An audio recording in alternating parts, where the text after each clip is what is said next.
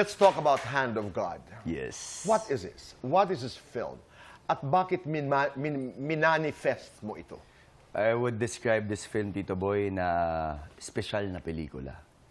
Special na pelikula dahil the moment na natanggap ko yung tawag mula dun sa producer at kinuwento niya sa akin kung ano yung istorya nito, hindi na ako nagdalawang isip na tanggapin tong pelikulan to. Ganun po kaganda yung material. Cinemalaya.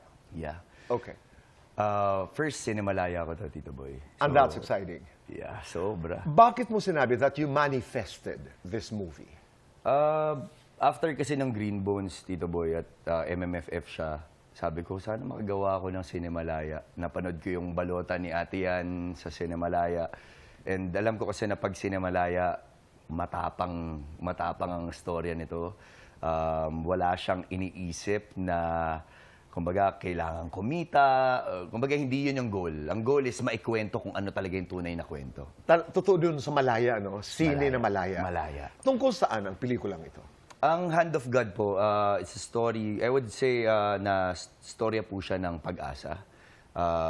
Ako po dito si Lieutenant Edgardo Reyes, isang bagong sundalo na nagmula sa PMA. And alam naman natin na pagkagaling ka sa PMA, usually papadala ka agad dyan sa Mindanao. And alam naman natin kung ano pa rin po yung hanggang ngayon, yung kalagayan po ng lugar po na yun. But naisip niya na imbes na violence ang dalin niya sa lugar na yun, dalin niya ang football. Dinala niya ang football, and from football, makapag-create siya ng unity sa mga taong nandoon. And this is really exciting. Kasi nag-shoot din kayo sa Basilan. Yeah. Kumusta yung karanasan na yun?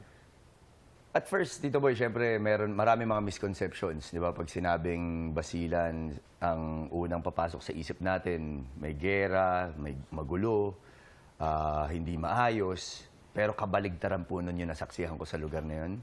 Napakabubuti po ng mga tao. Winelcome nila kami na para bang pamilya nila kami. Siguro bilang isang Mindanawon, Tito Boy, dahil ang nanay ko po ay nagmula po sa Zamboanga at malapit na po ang Zamboanga sa Basilan. Para akong umuwi sa isang tahanan na hindi ko pa napupuntahan.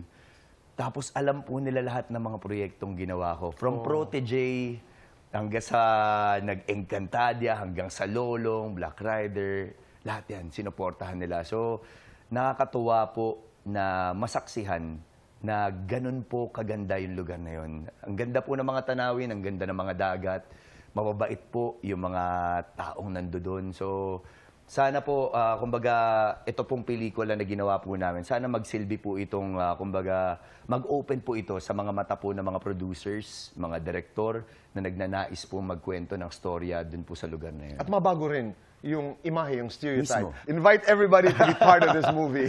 Ayun, inaniya ko po na panoorin po sana ng mga kapuso po natin itong Hand of God. Mapapanood niyo po yan sa Shangri-La Plaza, sa Gateway, at sa iba pang mga Ayala Mall. So hopefully, masuportahan po natin ang lahat po ng mga pelikulang Pilipino na kalahok po sa Cinemalaya sa taon po na ito.